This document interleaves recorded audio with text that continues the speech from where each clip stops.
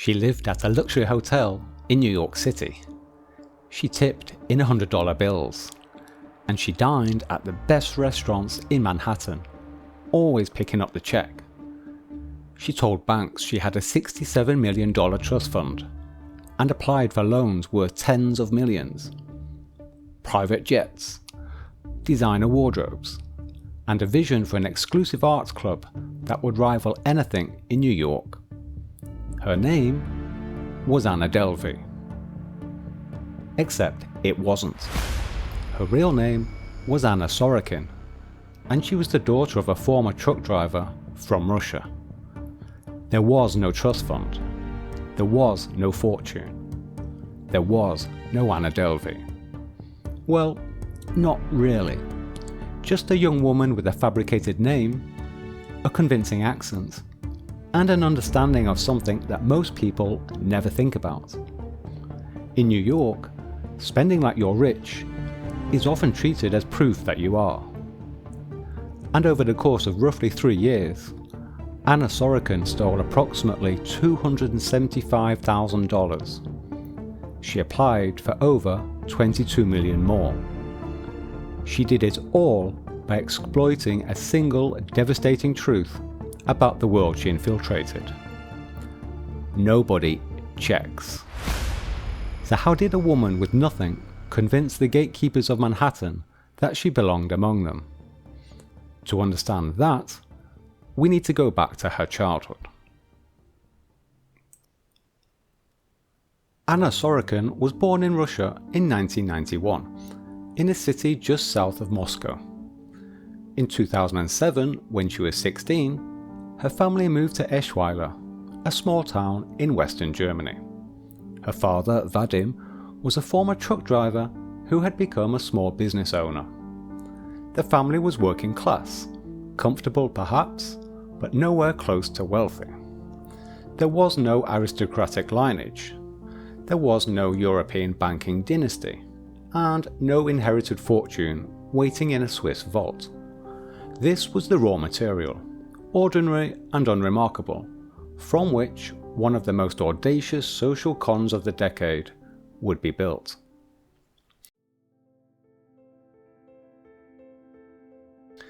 In 2013, aged 22, Anna landed an internship at Purple magazine in Paris, a respected publication in the fashion and art world. It was here, surrounded by European wealth and creative ambition, that the persona began to take shape. She started introducing herself as Anna Delvey. She crafted a backstory, a wealthy German heiress with connections across Europe. The name, the accent, the references, all of it was assembled with care, borrowing the codes of a world that she had observed up close but never really belonged to. Paris was the workshop, but New York would become the stage.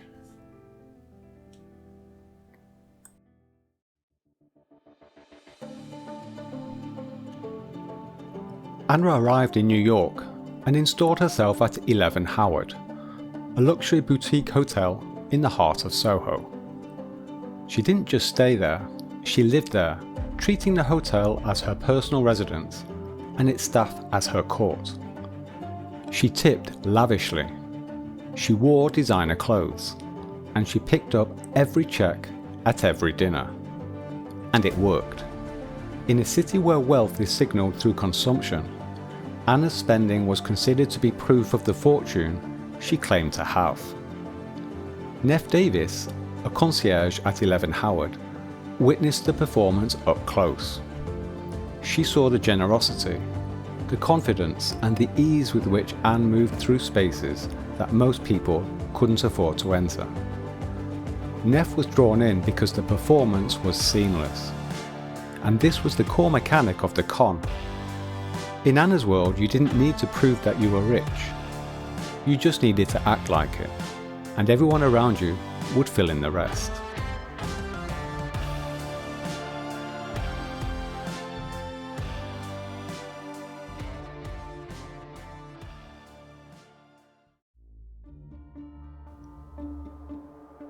Around early 2016, Anna met Rachel Williams. Rachel was a photo editor at Vanity Fair. Successful, cultured, and comfortable in New York's social scene. Rachel was a working professional, not an heiress. She earned a salary and she had a budget. Anna drew Rachel in the way that she drew everyone in, with generosity. Dinners at expensive restaurants and invitations to exclusive events. The check always covered and the gesture always effortless. To Rachel, Anna was a wealthy friend who happened to be very generous. It was a normal friendship, but built on a massive lie. And it would become the emotional centre of this story, because when the con finally collapsed, it would be Rachel who paid the price.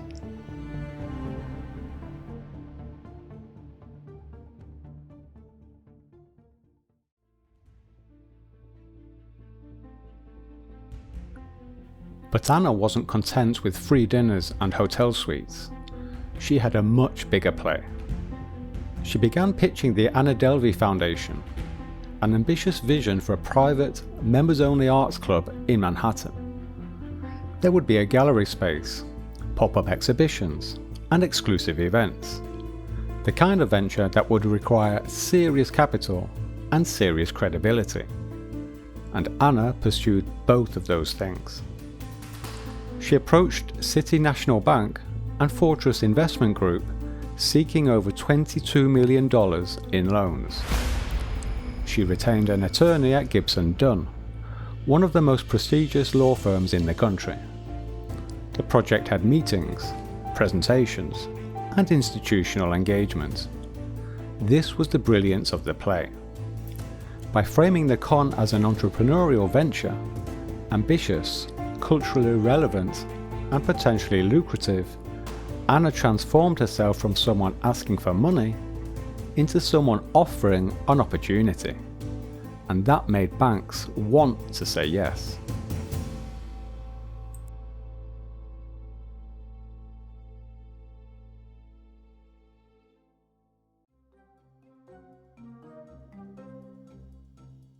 To support her loan applications, Anna submitted forged bank documents claiming she held 60 million euros in Swiss accounts. The paperwork looked official enough to pass initial review, but the real masterpiece of audacity was a man named Peter Hennick. Hennick was listed on Anna's applications as her family's financial advisor, the person who could verify her wealth and vouch for the trust fund. Banks contacted him and he confirmed the details. There was just one problem. Yep, you guessed it, Peter Hennick didn't exist. When investigators later traced the phone number listed for Hennick, it led to a burner phone. The registration address? A closed down supermarket. Just let that sink in for a moment. Financial institutions processing applications for millions of dollars in loans failed to check a reference whose phone number was registered to a closed supermarket. As you can see, the forgeries weren't particularly sophisticated. The backstory would not survive serious scrutiny, but serious scrutiny never came. Because in a world built on trust and reputation, no one expected someone to simply make it all up. The schemes were accelerating, and they had to, because the con was now feeding on itself. Anna secured a $100,000 line of credit from City National Bank. She deposited $160,000 in bad checks at Citibank, and then transferred $70,000 out before the checks bounced. She chartered a $35,000 private jet to attend Warren Buffett's annual conference in Omaha, paid for with a forged wire confirmation from Deutsche Bank. Each fraud was bolder than the last, and each was sloppier. The pattern was unmistakable. Anna needed new money to cover old lies, and the window was closing.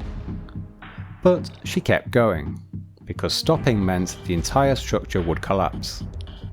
And it was about to.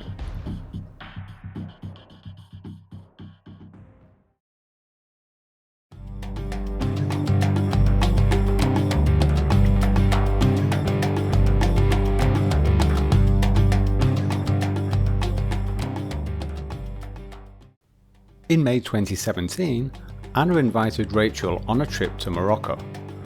The destination was La Mounia in Marrakesh, one of the most exclusive hotels in the world. The cost? $7,000 a night. For the first few days, the trip was everything Anna's world promised: lavish, effortless, and beautiful. But then the payment started to fail. Anna's credit cards were declined. The hotel needed payment, and Anna turned to Rachel. What followed was a financial disaster. Rachel was pressured into putting the charges on her own American Express card. The final amount came to $62,000. $62,000 for a trip Rachel was invited on by someone she considered a friend. The amount was more than Rachel's annual salary at Vanity Fair. This was the moment the story really changed. Before Morocco, Anna Delvey was a glamorous trickster, someone who had gamed hotels, banks, and institutions that could absorb the loss. But after Morocco, Anna was someone who had weaponized a friendship. She had looked a friend in the eye and let her pay a bill that would take years to recover from. The con had always had victims, but now it had a face. Banks can write off a loss, hotels have insurance, but Rachel Williams was a person who trusted someone, and that trust cost her $62,000.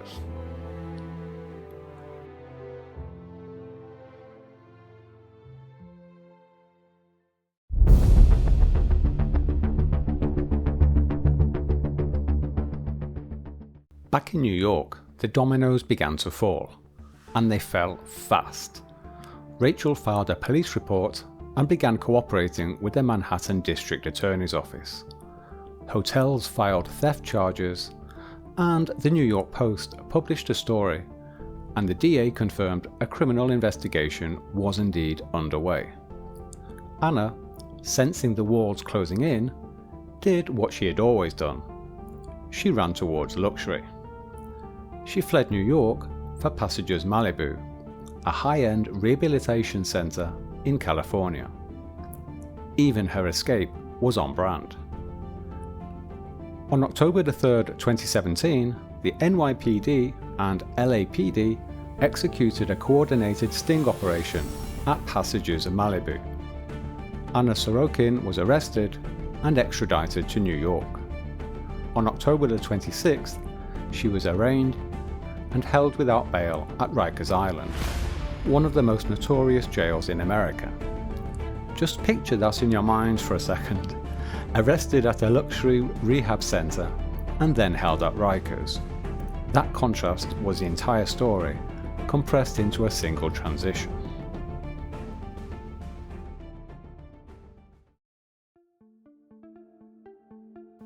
Anna Sorokin's trial began in 2019, and it immediately became a circus. Anna's courtroom outfits, chosen by a professional stylist, generated their own headlines. Fashion critics weighed in, and social media dissected every look. In one memorable incident, Anna refused to appear in court because she didn't approve of the outfit chosen by her stylist.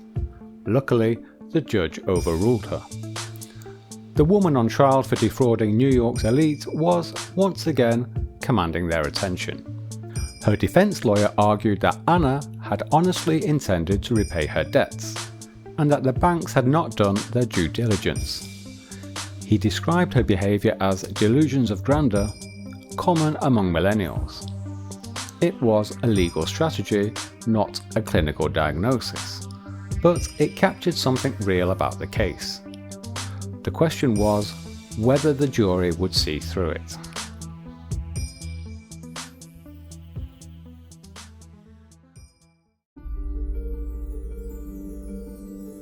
The jury convicted Anna Sorokin on 8 of the 10 charges.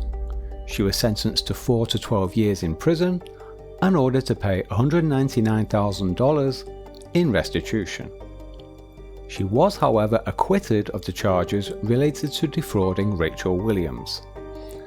Anna was released in February 2021 for good behaviour. Within weeks, she was redetained by ICE for overstaying her visa. But here is where the story takes its strangest turn. Netflix paid Anna $320,000 for the rights to her life story. $320,000. That is more than the $275,000 that she was convicted of stealing. The resulting Netflix series, Inventing Anna, premiered in 2022 and became the #1 streaming show on the platform. The New York Attorney General filed suit under the Son of Sam law, a law designed to prevent criminals from profiting off their crimes. Anna Sorokin went to prison for fraud, and she came out richer and more famous than the persona she had invented. So what do you guys think? Was justice served here? Do you feel sorry for Rachel? Let me know in the comments, and if you like this video and my storytelling, make sure you subscribe to my channel.